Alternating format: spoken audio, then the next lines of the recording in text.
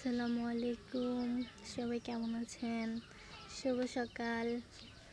আজকে তো অনেক কুয়াশা পড়ছে। আমাদের এদিকে। আমরা মুন্সিগঞ্জের দিকে আছি তো। ওই যে ওইখানে ধান কাটা হচ্ছে। আর এই যে আমাদের সিম গাছ, আমরা ফসল করেছি এবার।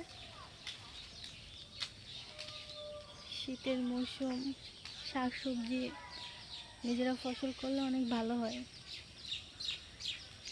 আর আমার মতে সাধারণ সবারই এগুলো করেই খাওয়া উচিত, কারণ এখন যেই সবজির দাম চলতেছে, ধানগুলো একদম পাইকা গেছে। এগুলা ওই যে উঠাইতেছে আর ওইখানে বলতেছে এক এক কিছু। ওই তো দেখেন, এই যে